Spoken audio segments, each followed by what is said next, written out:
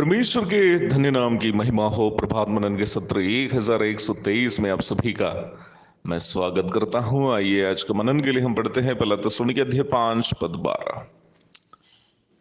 हे भाइयों, हम तुमसे विनती करते हैं कि जो तुम्हें परिश्रम करते हैं और प्रभु में तुम्हारे अगुए हैं और तुम्हें शिक्षा देते हैं, उनका सम्मान करो। हमारे शनिवार के प्रभात मनन में हम प्रभु की सेवा करने वालों का सम्मान करने की अनिवार्यता पर चर्चा की थी। सम्मान के बारे में हम ये देखे थे कि सम्मान अथवा अच्छे कार्यों या सेवा की प्रशंसा करने का कार्य हमें अपने घर से ही शुरू करना है। माँ बाप के द्वारा मिलने वाली सेवाओं के लिए बच्चे और वैसे ही बच्चों में देखे जाने वाले अच्छे गुणों के लिए माँ बाप भी एक दूसरे को सराहना चाहिए। जो लोग अपने घर में एक दूसरे का सम्मान करते हैं, उन्हें घर के बाहर चाहे कार्यस्थल में हो या विद्यालय में या आम जगहों में या कलीसिया में दूसरे का सम्मान करने में कोई दिक्कत नहीं होगा। यहाँ मैं माँ बाप से एक बात अवश्य याद दिलाना चाहता हूँ। अपने बच्चों के सामने आरोप प्रत्यारोप करने वाले माँ बाप के बच्चे बड़े होकर कभी भी उन माँ बाप का सम्मान नहीं करेगा।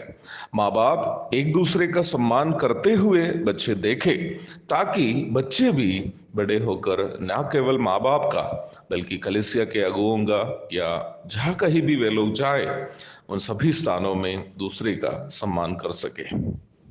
मैंने इस बात को अपने जीवन में देखा कि प्रतिदिन हम मिलने वाले साधारण से साधारण लोगों का भी जो किसी न किसी प्रकार हमारी सेवा करते हैं, यदि हम सम्मान करें तो वे लोग हमारी सेवा हमेशा करने के लिए उत्साहित हो जाते हैं।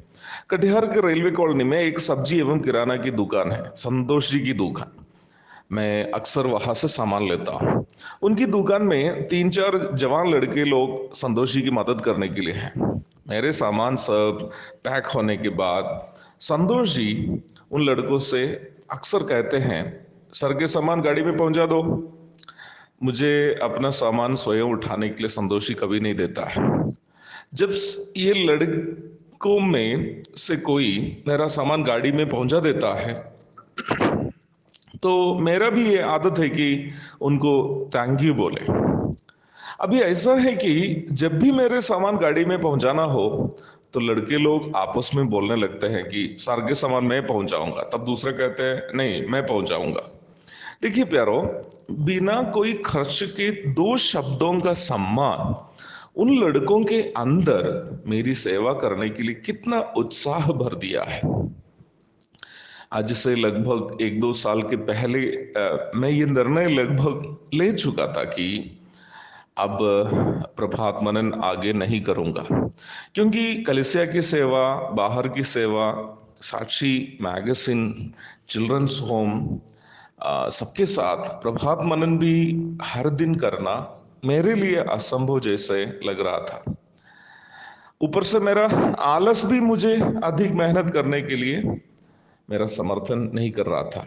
कुछ बातों की मानसिक तनाव भी मुझको होता था।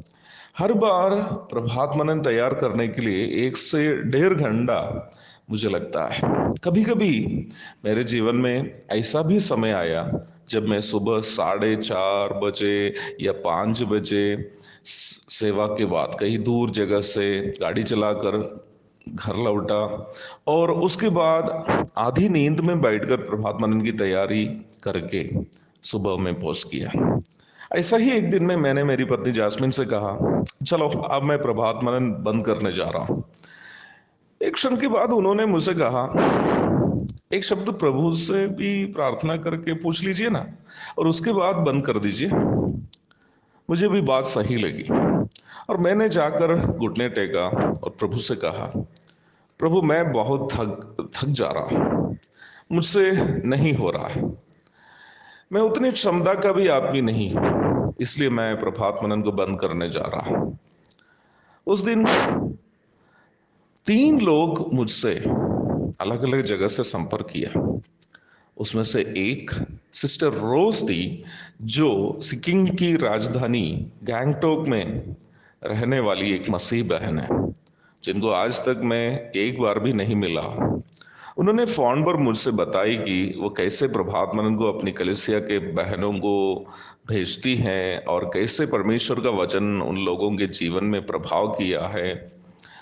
इसके अलावा एक भाई यूपी से और एक भाई हरियाणा से भी मुझे उसी दिन ही कॉल किया और मुझसे कहा कि प्रभात मनन के द्वारा परमेश्वर का वचन कैसे उन लोगों के लिए आशीष का कारण बना। मैंने इन बातें जब जैस्मिन से कहा, उन्होंने मुस्कुराती हुई मुझसे बोली, आपको प्रभु उत्तर दे दिया ना प्रियो। आपको मालूम हुआ होगा कि मैं इन बातें आपके साथ क्यों बांट रहा हूं। प्रभात मनन आज 1123 सत्र तक पहुंचने के पीछे उन तीनों प्रिय लोगों की प्रोत्साहनजनक बातें भी हैं जिनको मैंने आज तक नहीं मिला। मुझे यह बात आपसे कहने में किसी प्रकार की दिक्कत नहीं है कि मुझे रोजाना मिलने वाले कई प्रोत्साहनजनक संदेश जो भारत के विभिन्न राज्यों से और भारत के बाहर से भी है, इस सेवा को नियमित रूप में करने के लिए अत्यधिक ऊर्जा मुझे प्रदान करते हैं। इसलिए प्रिय भाई बहनों, आपके बीच में, आपकी कलीसिया में जिन भाई बहन आपकी आत्मिक उन्नति के लिए प्रयासरत है, उनका सम्मान करना और उनकी सेवकाई को सराहना कभी ना भूलें, ताकि वे लोग प्रभु के लिए आपके बीच में अधिक से अधिक सेवा कर सकें। सराहना की बातें, प्रोत्साहन की बातें, सम्मान अगले को और अधिक सेवा करने के लिए, आपकी सेवा करने के लिए उत्साहित कर देते हैं। इसलिए सम्मान करना कभी ना भूलें। एक और शुभ दिन की धन्य कामनाओं के साथ आज का मनन का मैं यहाँ पूर्ण विराम करता हूँ। प्रभु आप सबको आशीष दे। आमीन।